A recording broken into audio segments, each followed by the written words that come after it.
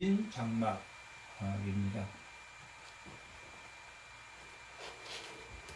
아모스서는 이스라엘에 대한 구원과 심판에 대한 말씀입니다. 아모스는 자신이 나는 선지자도 아니고 선지자의 아들도 아니고 나는 뽕나무 치는 농부다라고 자신을 아마샤라는 베델의 제사장 앞에서 자신을 그렇게 5장에서 소개하기도 합니다. 이렇게 아모스는 뽕나무를 키우는 농부였기 때문에 이 아모스 말씀의 특징은 이와 같이 말씀하시니라 라는 말씀이나 여호와의 말이니라 라는 단어를 많이 사용하였습니다. 그것은 남유다의 사람이었고 또 북이스라엘에서 사역을 했기 때문에 북이스라엘 백성들 그리고 그 북이스라엘의 지도층의 사람들이 아모스를 무시하였고 그들의 북이스라엘 성향 자체가 그렇게 하나님의 말씀이 없는 그러한 백성이었으므로 아모스의 말씀을 하나님의 말씀도 듣지 않았던 것으로 그렇게 아모스서를 보면 그렇게 기록되어 있습니다. 아모스서는 1장, 2장은 이스라엘이나 이방 나라, 이스라엘을 괴롭혔던 이방 나라들에 대한 심판이 나옵니다. 그리고 3장은 말씀에 대한 말씀을 하나님의 뜻대로 행하지 않고 하나님과 동행하지 않기 때문에 너희들이 하나님으로부터 심판을 받을 것이다 라고 기록되어 있고 4장은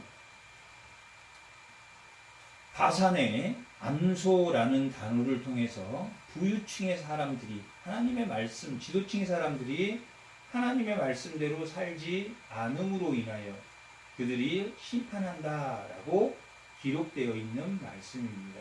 지난주에 5장을 했었는데 이 1장과 4장이 하나님의 말씀을 잃어버리고 부패한 지도층에 대한 심판을 할 것이다 라고 기록되어 있다면 5장은 또 6장에서 마지막 장까지도 동일하게 이 말씀과 부유층에 대한 화 있을진저 라는 기록으로 그들이 심판을 받을 환상을 보여주는 말씀이 이 6장, 7장, 8장, 9장에 기록되어 있습니다. 9장 11절에서 마지막 절까지는 결론 부분에 오늘 말씀의 제목처럼 다윗의 장막을 다시 세우리라 라고 기록하고 있는데 이 5장은 하나님이 우리를 찾아올 때 너희들이 하나님을 붙들고 찾아라 라고 기록되어 있어서 하나님께 돌이키지 않는 그들이 하나님을 찾아 돌이켜야 된다라는 결론적인 중심적인 말씀이 5장의 말씀입니다. 그러면 오늘 6장에서 9장까지의 이 본론적인 말씀은 그들이 하나님 말씀을 지키지 않았으므로 하나님의 말씀을 지키지 않았으므로 또한 그들이 사치스러운 교만한 자의 삶을 살았으므로 그들이 심판을 받은 그 환상을 보여주는 너희들이 이렇게 말씀을 어기고 너희들이 교만한 삶을 살았으므로 너희들이 심판을 받을 것이다 하는 환상을 보여주는 게 7장에서 9장까지 6장은 화 있을진저 라는 그 심판의 메시지를 품고 있는 말씀입니다. 그래서 6장부터 9장까지는 1장에서 4장까지의 말씀이 없고 교만한 자들에 대한 하나님의 심판이 있을 것이다 라는 말씀이라면 6장에서 9장까지는 그런 말씀이 없고 교만한 자들을 어떻게 심판할 것인가 하는 뭘 보여줬다? 하나님이 환상을 보여주는 말씀입니다. 1장부터 4장까지는 말씀이 없고 고만한 자들인 이스라엘 백성을 내가 심판하겠다 하는 말씀이고 6장부터 9장까지는 그 심판을 환상으로 보여주는 그러한 말씀입니다. 6장은 우리가 6장을 보면 5장 18절에도 여호와의 날을 사모하는 자라고 되어 있습니다. 또한 그 여호와를 사모하는 자들은 어떤 자들을 말하고 있습니까? 3, 4장에서 보면은 베델의 제사를 드리는 하나님에게 온전히 제사를 드리지 않는 베델의 송아지에게 제사를 드리는 그러한 제사를 지내는 자들이 뭘 사모하고 있다는 이야기입니까? 여호와의 날을 사모하고 천국 가기를 바라고 있다라고. 그들은 예루살렘에서 성전에 하나님 앞에 제사를 드리지 않고 베델에 있는 송아지에게 제사를 드리고 또한 6장 1절에 보면 뭐라고 나와 있습니까? 시온에서 교만한 자, 사마리아의 산에서 마음이 든든한 자. 마음이 든든한 자는 어떤 하나님이 있던 없던 스스로 안전을 지키고 잘 먹고 잘 살 수 있다고 생각하는 자들. 예배는 뭘로 드립니까? 형식적으로 드린다라고 기록되어 있습니다. 그들은 예배로 드리지 않고 예배를 드리면서 무슨 생각을 하냐면 장사할 생각을 하고 있다라고 말하고 있습니다. 그걸 어디에 나와 있냐면 8장에 보면 4절부터 한번 읽어보겠습니다. 8장 4절. 가난한 자들을 삼키며 땅에 힘없는 자를 망하게 하는 자들아, 이 말을 들으라.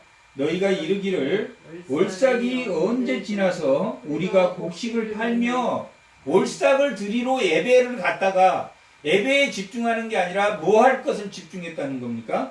장사할 것을, 자기 곡식을 팔아야 된대 라고 예배에 하나님에 집중하지 않고 장사할 것을 집중하고 있다는 이야기죠. 그 다음에 안식일은 언제 지나면, 안식일이 지나면 안식일날 예배를 드리면서도 뭘 생각하고 있다? 미를 할 것을 생각하고. 안식일에 하나님을 찬양하고 경배하는데 집중하지 않고 이 안식일이 언제 빨리 지나냐? 아유, 나 이거 장사하러 가야 되는데 그 생각을 하고 예배를 드렸다라고 기록하고 있습니다. 이들은 예배를 형식적으로 드렸습니다. 그렇게 형식적으로 들으면서 뭐 했다는 이야기입니까? 여호와의 날을 사모했다라고 기록하고 있는 말씀입니다. 그들에게는 하나님의 심판이 있을 것이다. 화가 있을 것이다 라고 기록하고 있습니다. 어떠한 사람이 화가 있습니까? 교만하고 마음이 든든한 자.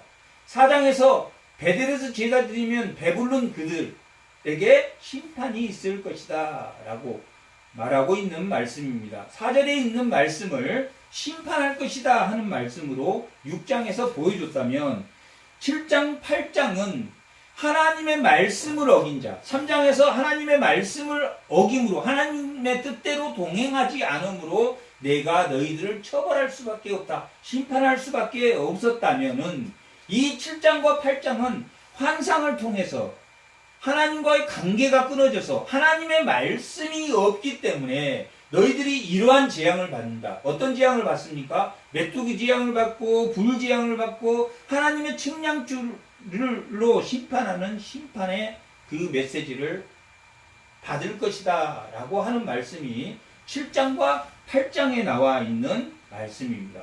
8장도 여름 광주리를 보여주면서 너희의 끝을 표현하는 게이츠라는 여름 과일이라는 뜻인데 캐치라는 끝이라는 단어와 이 언어의 유의를 통해서 너희를 끝낼 것이다 하는 그 여름 광주리의 그 과일을 보여주는 환상을 통해서 너희를 끝내리라 하는 그 환상을 보여줍니다.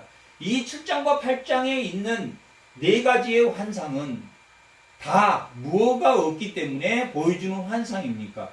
그들이 말씀이 없기 때문에 보여주는 환상입니다.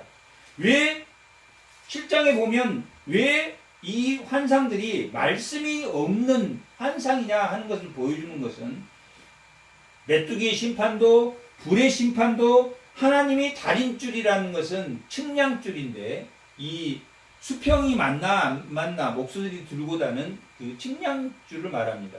그런데 하나님이 불로 심판하고 하나님 메뚜기를 심판하고 세 번째는 하나님이 직접 하나님이 측량해 보겠다. 너희들이 정말 잘했는지 잘못했는지 직접 측량해 보겠다라고 말한 이후에 이 7장에 보면 10절 밑에 보면 베델 제사 아마사라는 베델 제사장이 이 아모스에게 애언하지 말라, 하나님의 말씀을 전하지 말라라고 말하고 있는 말씀입니다. 결국 하나님의 말씀을 전하지 않고 하나님의 말씀을 진정한 하나님의 말씀 애언을 그들이 뭐 했다는 이야기입니까? 듣기 싫어했습니까? 좋아했습니까? 듣기 싫어했다. 결국 이 불에 대한 심판이나 결국 이 메뚜기에 대한 심판이나 하나님의 측량줄에 대한 심판은 그들이 하나님의 말씀을 듣기 싫어했기 때문에 이 아모스의 말을 듣기 싫어한 하나님 말씀을 듣기 싫어했으므로 주는 하나님의 환상, 심판에 대한 환상에 대한 내용입니다. 그리고 이제 특징을 보면 메뚜기나 불에 대한 심판은 아모스가 하나님 우리가 돌이키면 하나님에게로 돌이키면 이 재앙을 좀 이 메뚜기 재앙을 멈춰줄 수 있습니까? 라고 물어봤을 때 좋아, 너희들이 돌이키면 내가 멈춰줄게. 두 번째도 불의 심판을 내릴 때 하나님 이 불의 심판도 저희들이 돌이키면 멈춰줄 수 있습니까? 라고 7장 5절에 보면 이에 내가 이르되 주 여호와여 청하건대 그치소서 야곱이 미약하오니 어떻게 서리까 하며 주 여호와께서 이에 대하여 뜻을 돌이켜 주 여호와께서 이르시되 이것도 이루지 아니하리라. 뜻을 돌이켰다. 하나님이 재앙을 저희들 이 재앙을 좀 피하게 해줄 수 없습니까? 라고 아모스가 요청하자 하나님이 좋아, 내가 너희 뜻대로 재앙을 내리지 않을게 라고 이 메뚜기 재앙과 불의 재앙은 하나님이 돌이켜 주시지만 그럼에도 불구하고 그들이 돌이켰습니까? 안 돌이켰습니까? 돌이키지 않았으므로 하나님이 세 번째 재앙은 직접 하나님이 이 다림줄을 이 측량줄을 들고 하나님이 직접 그들이 돌이켰는지 안 돌이켰는지 직접 보겠다는 이야기입니다. 그러므로 아모스가 하나님 돌이키소서 하는 요청을 할 수 있습니까? 못하겠습니까? 하지 않았습니다. 첫 번째 재앙과 두 번째 재앙은 하나님 돌이켜주세요 라고 했을 때 하나님이 했지만 세 번째는 그럼에도 불구하고 그들이 돌이키지 않았으므로 하나님이 직접 측량줄로 재어보니까 그들이 돌아왔다 안 돌아왔다? 돌아오지 않았기 때문에 이 돌아오지 않았다는 것은 뭘로 보면 알 수 있습니까? 아모스에게 이 베델의 제사장이 뭐 하지 말라? 말씀을 전하지 말라 라고 하는 걸로 보면 그들이 돌아왔다 돌아오지 않았다? 돌아오지 않았다. 그러므로 돌아오지 않았으므로 네 번째 환상은 뭘 보여줄 것 같습니까? 돌아오지 않은 하나님이 직접 측량줄로 들어와 보니까 하나님을 말씀을 못 전하게 하는 그렇게 교만한 자들을 불심판이나 메뚜기 심판을 피하게 해줬지만 그들이 돌아오지 않고 하나님이 직접 재보니까 하나님의 말씀을 못 전하게 하는 그런 시대가 돼요. 하나님 말씀을 잃어버린 그런 시대가 됐으므로 하나님께서 뭐 했다는 이야기입니까? 끝을 냈다. 다섯 번째는 여름 광주리를 보여주셨는데 여름 광주리라는 뜻이 게이츠라는 히브리어인데 캐츠라는 끝이라는 단어와 동일한 그 언어의 유의를 통해서 여름 광주리를 보이면서 내가 너희를 끝내겠다라고 하는 말씀을 환상을 보여줍니다. 여름 광주리를 보여주면서 하나님께서 하나님의 말씀을 못 전하기에 너희들 정말 너희들은 말씀이 없는 그런 세대구나. 하나님이 측량해 보니까 이제는 더 이상 용서가 안 되겠구나. 끝을 내야겠다 하는 환상이 8장에 나와 있는 여름 광주리에 대한 환상입니다. 여름 광주리에 대한 환상도 결국은 뭐가 없기 때문에 전해진 내용입니까? 하나님의 말씀이 없기 때문에. 3장에서 내가 너희와 함께 동행하지 않는 것은 너희들이 말씀이 없고 하나님 뜻대로 행하지 않기 때문에 내가 너희와 어떻게 하겠느냐라고 말한 것처럼 이 7장과 8장은 무슨 내용입니까? 말씀이 없는 그들과 하나님이 관계를 할 수가 없다. 너희들과 관계를 끝내겠다라고 하는 말씀이 7장과 8장의 말씀입니다. 이 9장에 나와 있는 오늘 본문에 나와 있는 1절에서 11절까지는 무슨 내용이냐면 5번째 환상입니다. 이 6장에서 9장까지 보여주는 환상은 무엇에 대한 환상입니까? 그들이 말씀을 잃어버리고 부패하고 교만한, 그러면서 하나님 앞에 예배를 드리면서도 여호와의 날을 사모한 그들에게 하나님이 환상을 보여줍니다. 아모스에게 환상을 보여줌으로 이렇게 너희를 멸망하겠다 하는 내용을 보여줬다고 그랬습니다.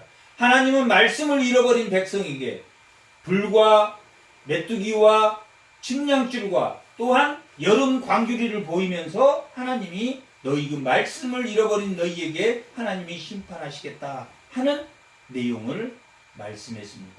이 9장에서는 어떤 환상을 보여주냐면 제단 곁에 서 있는 하나님의 환상을 보여줍니다. 아모스에게 제단 옆에 서 있는 환상을 보여줍니다. 그런데 그 제단 옆에 서서 하나님이 뭐 하겠다고 했습니까? 여름 광주리를 보여주면서 뭐 하겠다고 했습니까? 끝을 내겠다고 하셨습니다. 드디어 끝을 내는 장면이 제단 곁에 서 있는 하나님의 환상을 보여주므로 그들이 제단에서 무슨 예배를 드렸다? 올바른 예배를 드렸다? 아니면 형식적인 예배를 드렸다? 형식적인 예배를 드렸다. 절기 때 와서 예배를 드리면서 언제 이 예배가 이 안식일이 언제 일주일이 지나나 나 이게 밀장사를 해야 되는데 그런 생각을 했거든요. 절기에 와서도 마찬가지로 자기 삶을 걱정했다.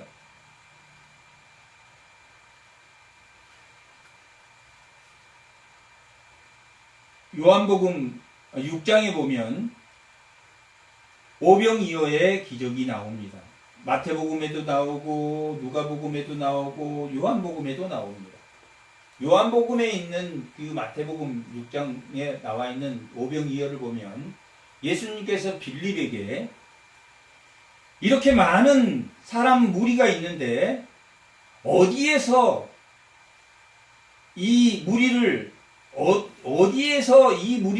먹이면 좋겠냐라고 말했을 때 빌립이 이 많은 무리를 먹이려면 200데나리온 정도 필요합니다 라고 말했습니다.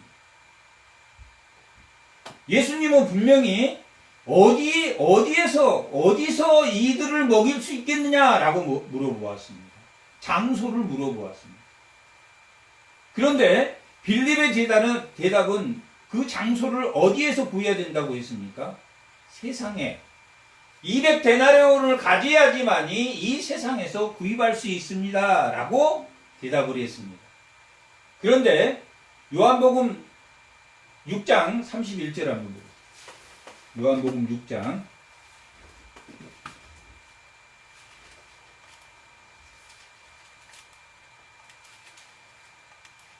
요한복음 6장 31절 다 같이 한번 읽어보겠습니다. 32절까지 기록된 바 하늘에서 그들에게 떡을 주어 먹게 하였다는 것 같이 우리 조상들은 광야에서 만나를 먹었나이다. 이렇게 떡을 어디에서 줍니까? 어디에서 줍니까? 하늘에서 준다. 요한복음 한번 빌립에게 뭐라고 했는지 한번 보겠습니다. 6장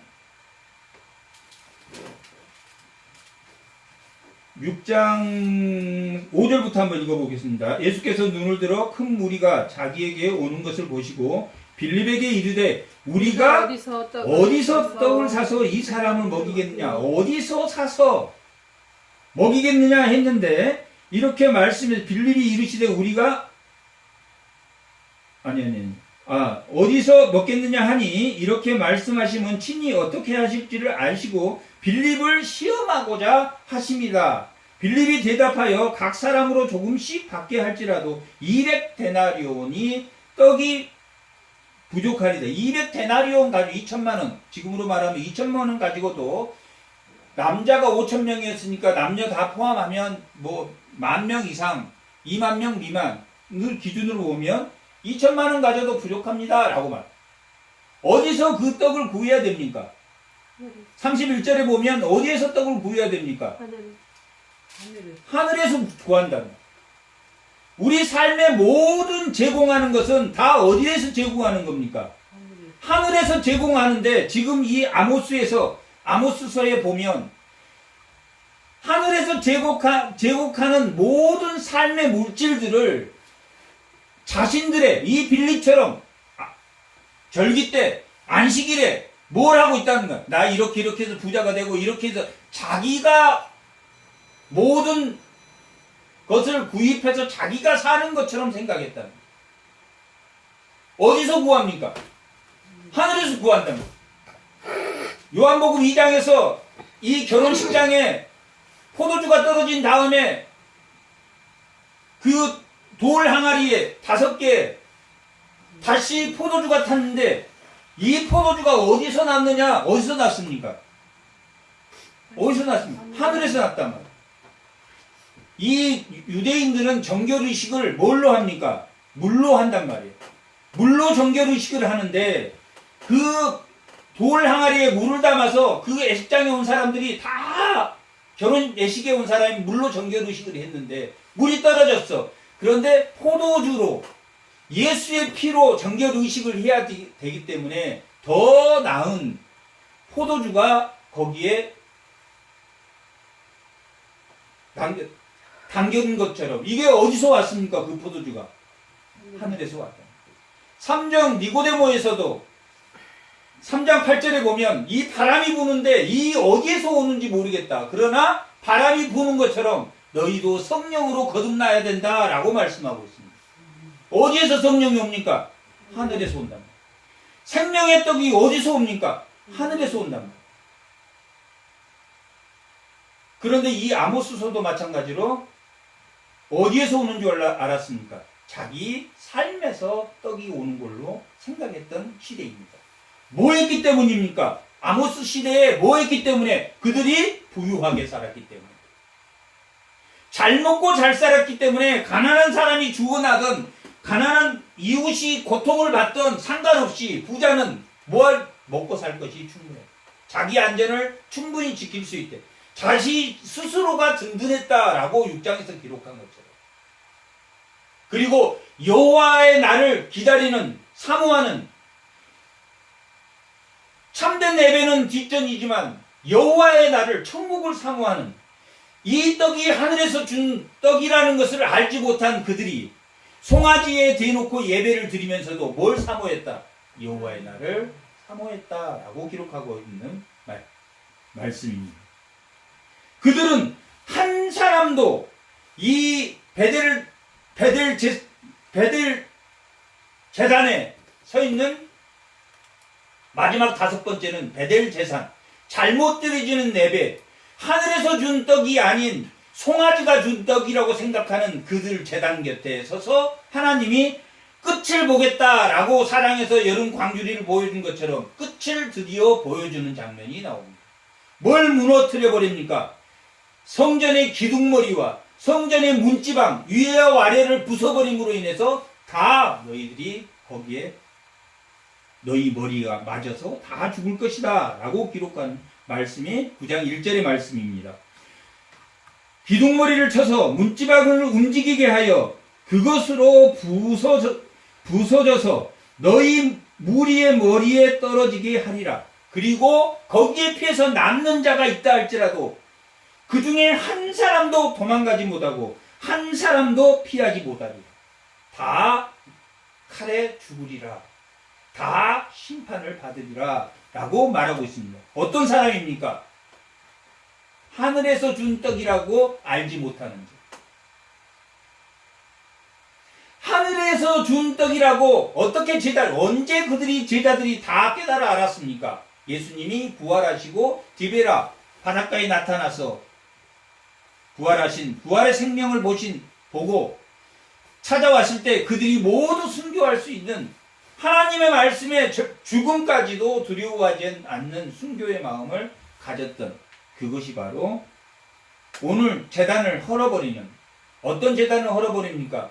형식적인 제단, 물질을 의존하는 그 제단을 무너뜨리는, 그리고 그 중에 한 사람도, 이건 제유법을 써서 수월과 하늘, 2절에 보면 수월에 들어갈지라도 또 하늘에 올라올지라도 내가 붙잡아 내릴 것이다. 또 3절에 보면 갈멜산 꼭대기나 또 바다 밑에, 갈멜산 꼭대기에 숨어도 바다 밑에 숨을지라도 내가 찾아낼 것이고, 또한 4장에 보면 내 원수, 너희가 포로로 잡혀가서 원수 앞에 잡혀갈지라도 내가 너희를 다 칼로 죽게 할 것이다. 심판할 것이다. 내가 그들에게 주목하여 화를 내리고 복을 내리지 아니하리라 라고 말하고 있습니다. 오늘 신명기 30장 말씀에 저주와 복에 대한 말씀, 너희들이 하나님의 말씀을 마음으로, 뜻으로, 진심으로, 마음으로 믿으면 너희에게 복을 주지만 너희 하나님 말씀을 돌이켜 믿지 않으면 너희에게 저주를 심판할 것이다 라고 한 말씀처럼 화를 내리고 뭘 주지 않겠다. 하나님이 신명기 모세에게 명한 율법대로 너희에게 벌을 내릴 것이다 라고 하는 말씀입니다. 이 말씀은 다 5가지 환상이 연결되어 있습니다. 메뚜기 재앙과 불재앙과 측량줄과 그 측량줄로 하나님의 재본이 결국 여름 광길이 끝을 내야 되겠다. 그 끝을 내는 게 뭘 끝을 냈습니까? 제단 곁에서 제단을 물어버리는, 그들이 의지하고 있는 세상의 물질을 믿고 하나님을, 여호와의 나를 기다리면서 안식일과 제사를 드렸던 그들의 제단을 무너버렸다라고 5가지 환상을 보여줌으로 결국 말씀을 잃어버리고 3장에서 말씀을 잃어버리고 4장에서 부패한 그 사치한 그들을, 이 말씀을 잃어버린 사치한 그들, 부패한 그들이 어떻게 멸망할 것인가 하는 환상을 보여주는 게 7장, 8장, 9장 1절에서 10절까지의 내용입니다. 그렇게 되면 5절 주 만군의 여호와는 땅을 녹게 하시고, 이 하나님의 제야, 하나님은 어떤 분이시냐면, 우리가 창세기 2장 한번 보겠습니다.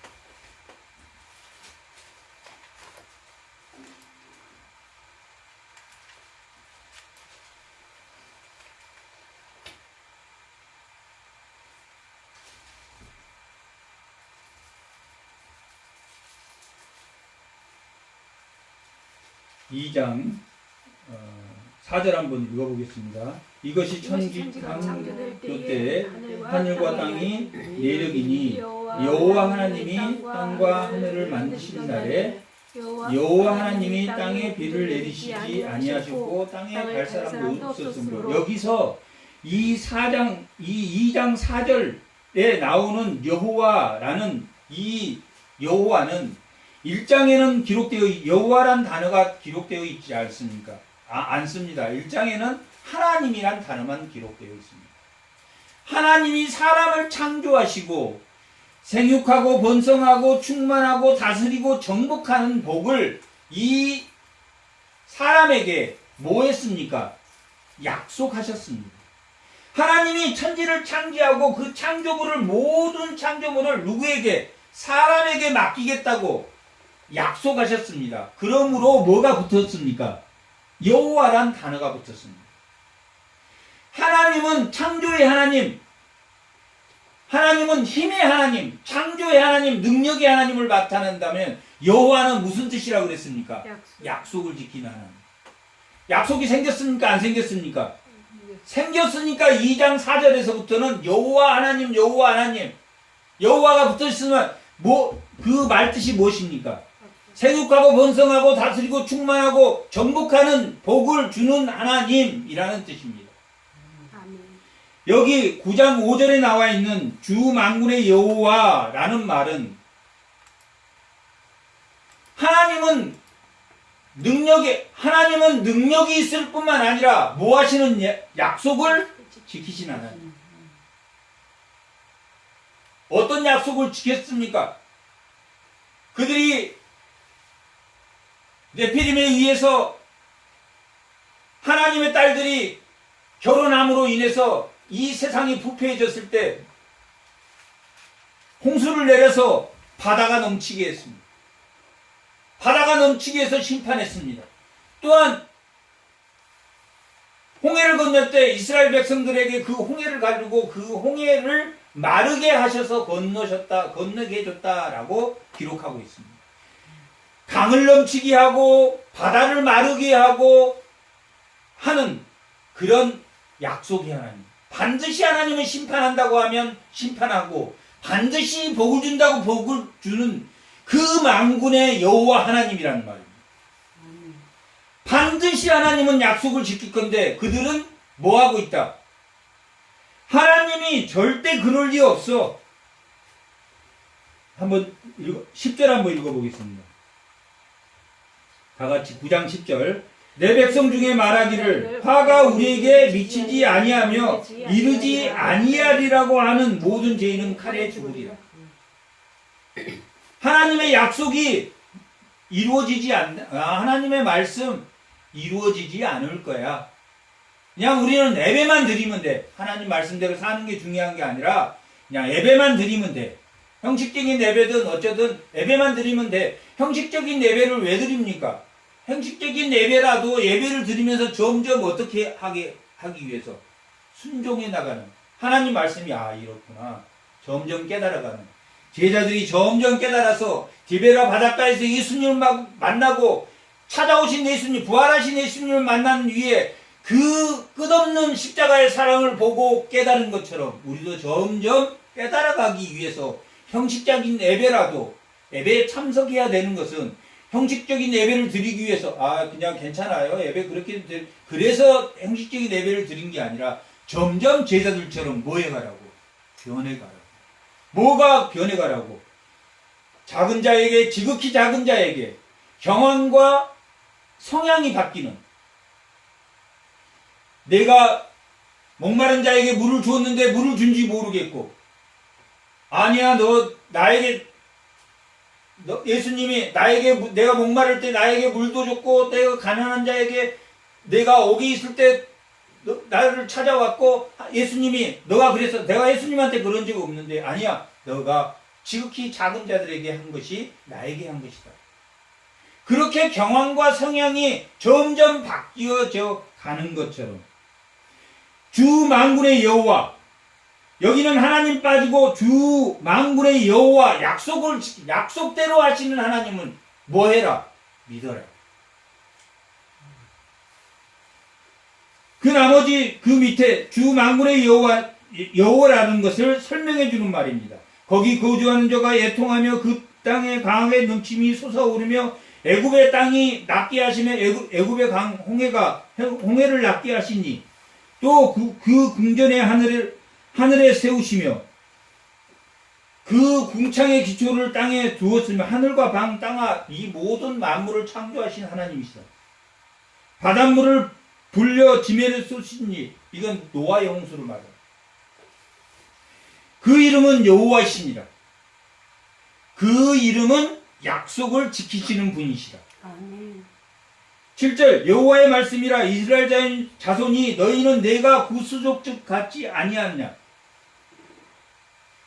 이스라엘 백성에게 하나님이 내게 구스 족속 같지 아니하냐라고 말하는 것은 구스 족속은 어떤 족속들입니까?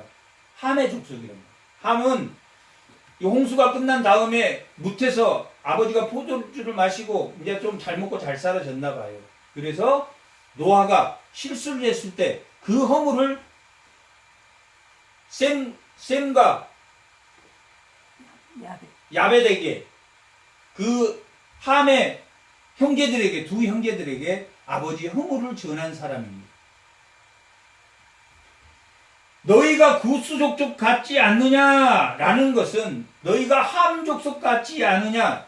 그 동생들은 와서 셈은 와서 아버지 그 허물을 가려주었는데 함을 둘쳐낸 허물을 둘쳐낸 이 함과 같지 않느냐. 구스 족속과 같지 않느냐라는 것은 지금 제단 앞에 서서 제단을 헐어버리면서 이들에게 뭐한 말입니까? 너희들의 예배를 함의 족속과 같이 드리는 자들이다. 너희 예배는 받겠다 받지 않겠다. 그런 예배는 받지 않겠다라는 뜻으로 너희는 내게 구스 족속 같지 아니하냐. 내가 이스라엘을 애굽에서 블레셋 사람을 갑돌에서 아랍 사람을 기르로 이스라엘 사람을 애굽 땅에서 출애굽시키고 또 블레셋 사람을 그레데셈에서 올라오게 하고 또 아람 사람을 기르라는 본 곳에서 이 아람이라는 곳에서 세운 것처럼 이방이나 블레셋이나 암몬이나 모압이나 다 누가 지으셨다? 하나님이 지으셨다. 이스라엘도 하나님이 지으셨지만 블레셋도 하나님이 만드셨고 암몬도 하나님이 만드셨고 모압도 하나님이 만드셨다. 그들을 지팡이로도 쓰시고 그들이 뭐하도록 모압의 사람은 암몬의 사람은 하나님이 영원히 저주하는 사람입니까? 그들에게 돌아올 자가 있습니까? 암몬의 사람이나 모압의 사람 돌아올 수 있습니까? 없습니까? 돌아올 수 있습니다. 모압의 대표적인 여성이 누구입니까? 룻이랍니다. 룻은 모압의 여인인데 모압의 여인 때문에 이스라엘이 그 축제 때 모압의 여인들이 그 물란케에서 이스라엘 백성들과 음행함으로 인해서 발람의 25장에 보면 민수기 25장에 보면 그들이 24,000명인가가 연병에 걸려서 다 죽을 정도로 그렇게 음란을 추구했던 백성이 모압 여성들입니다. 그 모압 여성인 룻이 마태복음 보면 룻이 예수님의 족보에 오르는 그 은혜가 있는 것은 만국의 하나님이다. 여기서 9장 5절에 보면 주 만군의 여호와다 라고 말하고 있는 것은 블레셋도 아람도 암몬도 바벨론도 아수르도 다 하나님이 그 자리에 있게 하였지만 끝까지 뭐함으로 하나님께 대적함으로 아수르가 없어져 버리고 하나님께 대적함으로 바벨론이 없어지고 하나님께 대적함으로 페르시아가 없어지고 하나님께 대적함으로 헬라가 없어지고 하나님께 대적함으로 로마가 없어지고 다니엘서에 나와 있는 철신상 은과 금과 은과 철과 철, 그 다음에 흙과 철로 되어 있는 금, 은, 놋, 철, 그 다음에 철과 흙으로 되어 있는 그러한 신상이 다 무너져 버린 것처럼 바벨론이 무너지고 또 그 신상을 통해서 바벨론도 무너질 것이고 페르시아도 무너질 것이고 헬라도 무너질 거고 로마도 무너질 거고 그리고 그 이후에 흙과 철인 그 나라들도 또한 모함으로 하나님께 대적하는 나라는 다 멸망할 것이다 하는 것을 보여주고 있는 것처럼 지으신 분도 하나님이시지만 끝까지 그러나 그들 중에서도 그 로마 가운데서도 헬라 가운데서 페르시아 가운데서도 또한 바벨론 가운데서도 암몬 가운데서도 모압 가운데서도 블레셋 가운데서도 에돔 가운데서도 하나님이 돌아올 자가 있다라고 기록하고 있습니다. 이렇게 하나님이 그들이 아람 사람의 또 다 하나님이 다 올라오게 하지 않았느냐라고 기록해요. 보라, 주 여호와의 눈이 범죄한 나라를 주목하느니 내가 그들을 지면에서 멸하리라. 누구든지 범죄하면, 이방 나라든 이스라엘이든 범죄하면, 하나님께 대적하면 내가 멸하리라. 지금 5번째, 제단 곁에 서 있는 하나님의 환상을 보여주고 있습니다. 제단을, 하나님께 드려지지 않는 제단은 내가 다 범죄한 나라로 보고, 블레셋이 됐든 아람이 됐든 다 멸하리라. 어떻게 멸하냐면 9절에 보면 내가 명령하여 이스라엘 족속을 만국 중에서 체질하기를 채로 취한 것처럼 다 채로 걸러서 나의 대적자들은 다 체질할 거지만, 또한 한 알갱이도 땅에 떨어지지 않는 하나라도 열매를 남은 자는 내가 뭐하겠다? 구원하겠다. 누구든지, 만국의 하나님과 누구든지, 이스라엘이든지 암몬이든지 블레셋이든지 아람이든지 돌아오면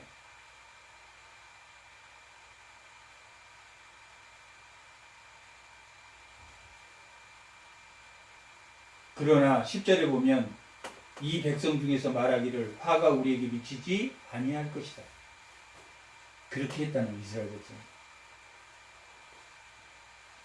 11절은 여기에서 그날은 우리가 사도행전 15장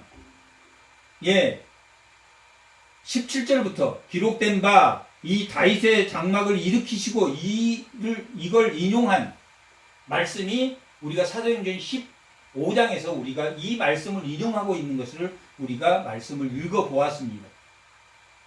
그들이 이방에 갔다가 이방 나라 사람들, 이방 나라를 전도하는 바울이 전도하고 돌아와서 무슨 문제가 터졌냐면, 이방 사람들도 할례를 해야 된다. 이방 사람들도 모세 율법처럼 살아야 된다. 그래야지 이 예수를 믿더라도, 우리가 예수를 믿지만 예수를 믿더라도 뭐 해야 된다? 할례를 해야 된다. 그게 문제가 됐다.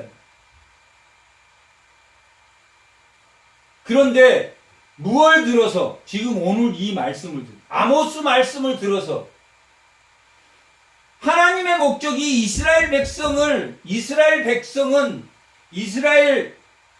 뭘로 삼겠다고 출애굽기 19장 6절에서 말하고 있습니까? 제사장의 나라.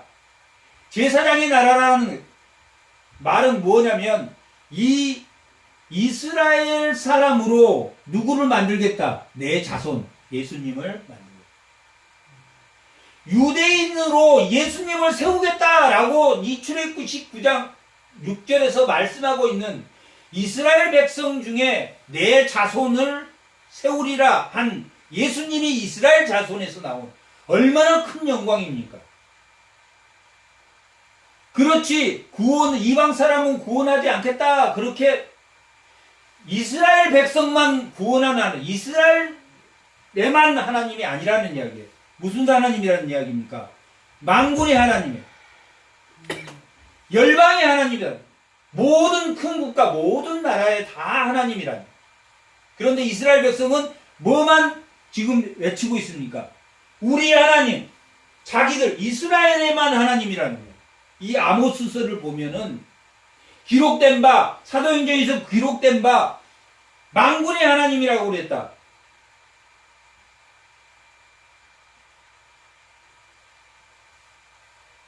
이 말을 인용해서 12절에 보면 그들이 에돔 사람의 남은 자, 에돔 사람에도 남은 자가 있다는, 이방에도 남은 자가 있다라고 했다고 누가 지금 베드로하고 야고보가 이 사도행전 15장에서 아니야, 할례를 할 필요가 없어.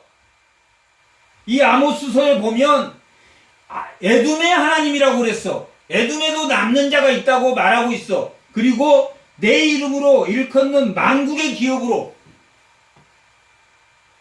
기록된 바 다윗의 장막을 세우되, 다윗의 장막은 누굽니까? 사무엘하 7장에서 말한 내 나라를 견고하게 세우리라 하신 하나님의 말씀대로 예수님이 오신 종말이라는 이야기. 여기에서 그날은 예수님의 초림과 재림을 말하는 이야기입니다. 초림에서 재림까지를 뭐라고 합니까? 종말이라고 합니다. 종말의 시기에 노아의 방주에 그 하나님 심판할 때 노아의 방주에 타야 되는 것처럼 이 종말의 시대에는 어디에 타야 됩니까? 예수님의 성전에 타야 됩니다. 이 몸된 교회에 예수님의 신부 되신 신랑 되신 예수님의 그 신부 되신 신부로 우리 부름을 받아서 이 예수님과 함께 어디에? 성산에 들어가야 돼요. 예수님과 함께 성산에 들어가야 됩니다.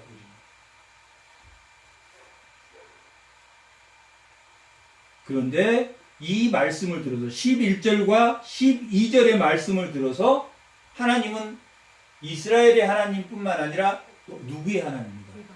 이방의 하나님입니다. 열방의 하나님도 된다고 하지 않았냐? 그러므로 뭐 해도 할례를 해도 된다 안 된다? 할례를 안 하고 그들이 예수를 믿게 하는 게 하나님의 뜻이 아니냐라고 야고보가 마지막에 야고보가 담임 목사입니다. 이 말씀을 들어서 예수님이 이 땅에 오는 날 혹시 이방인들에게 할례를 하라고 할까 봐서 이 말씀을 남기셨다라고 사도행전 15장은 기록하고 있습니다. 다만 음행한 것과 제사 드린 음식과 피채 함께 먹는 것 그건 하지 말자라고 기록하고 있습니다. 15장. 그게 첫 번째 종교 회의가 15장입니다.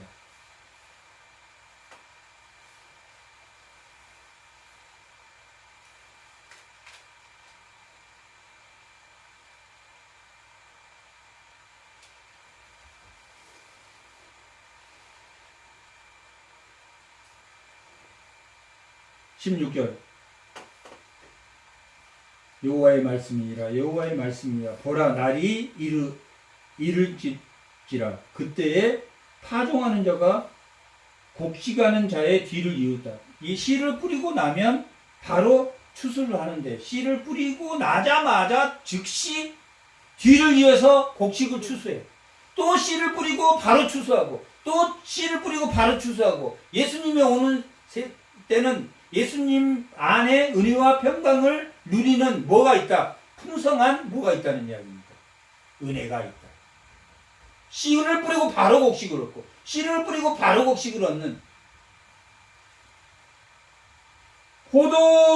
포도를 밟자마자 씨 뿌리는 자가 또 씨를 뿌리고 포도즙을 내고 나면 바로 씨를 뿌리고 또 포도를 바로 수확해서 또 씨 뿌리고 뒤에 이어서 씨 뿌리고 한참 자라서 그걸 결실을 맺어서 하는 게 아니라 예수님의 시대 이 그날 예수님이 장막을 새로 세우는 날 예수님의 장막을 다시 일으키는 날은 모든 것이 뭐 할 것이다? 풍성한 삶으로 돌아갈 것이다. 뭐 하니까? 예수님의 신부로 부름받는 자, 예수님의 은혜의 풍성함 안에 거하게 될 것이다.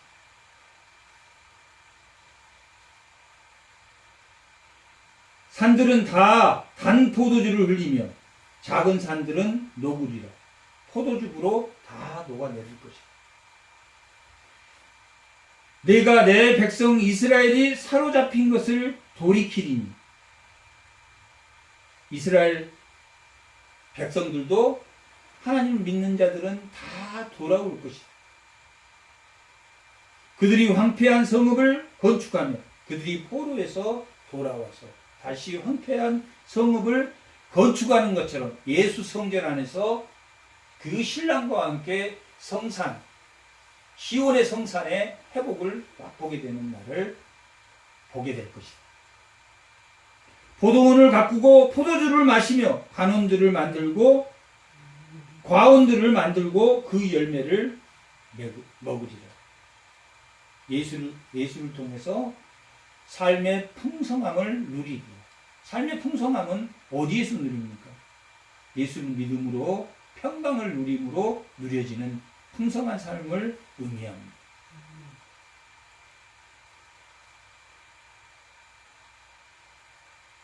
15절 내가 그들의 땅에 심으리니 그들이 내가 준 땅에서 다시 뽑히지 않으리라.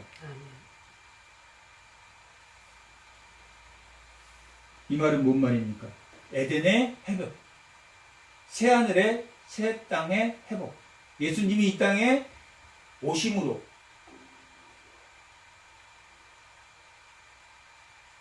하나님 나라가 여기에 있다라고 마태복음 12장에 기록하고 있는 거죠. 그들이 당신은 바알세모르의 두목이야 라고 했을 때 사단이 사단을 물리치겠느냐? 아니다. 하나님 나라는 여기에 있다. 그리고 하나님 나라가 있는 곳에 성령이 함께 있다라고 마태복음 12장에서 말하고 있는 것처럼 하나님 나라가 다시는 뽑히지 않고 이 땅에 하나님 나라를 세워 언제? 다윗의 장막을 세우는 그날. 오늘 말씀의 제목이 무너진 다윗의 장막. 무너진 다윗의 장막은 뭐가 회복되는 나라입니까? 이 북이스라엘이 말씀이 회복되고 사치스러움, 가난한 자들을 돌보지 않는 그 교만한 자리, 스스로 안전을 도모한 자리에 있었다고 했으니까 결국은 이 다윗의 장막은 어떻게 세워지는 겁니까? 말씀이 회복되고 또한 예배가 회복되는, 교만한 자기 스스로 자기를 지키는 게 아니라 하나님께서 주신 우리의 생명의 떡은 어디에서 온다고 했습니까? 하늘에서 온다. 내 생명의 떡은 하늘에서 온다. 내 생명의 떡은 하늘에서 온다. 매일매일 매 순간순간 이건 내가 열심히 해서 한 거야 하는 게 아니라 이건 빌립에게 시험코자. 어디에서 그거 가져오냐? 빌립이 뭐라고 대답했으면 되겠습니까? 하늘의 떡이신 생명의 떡이신 예수님께서 주실 수 있습니다 라고 했으면 됐는데 시험했는데 시험에 합격했습니까? 못했습니까? 불합격. 뭐 어디에서 찾았습니까? 세상에서 찾았다. 200대. 우리가 세상에서 찾지 말고 여기 마지막 15절에 있는 내가 준 땅 하나님 나라 그날 다윗의 세워진 다윗의 장막, 세워진 다윗의 장막은 이 아모스에서는 말씀이 회복되고 안식일과 절기의 예배를 통한 신부로 부르심을 받는 우리가 성령의 충만함으로 하늘에서 준 생명의 떡을 먹어야 되는데 세상의 물질을 먹고 사는 것처럼 생각하지 않는 무슨 예배, 그런 예배가 회복되는 아모스서. 그런 땅이 뽑히지 말아야 된다라고 이 아모스서는 말하고 있습니다. 말씀이 회복되고 예배가 회복되고 또한 우리의 모든 것이 하늘에서 제공하는 그 생명의 떡임을 깨닫는 그러한 축복을 다 받으시기 바랍니다. 아멘. 잠깐 기도하겠습니다.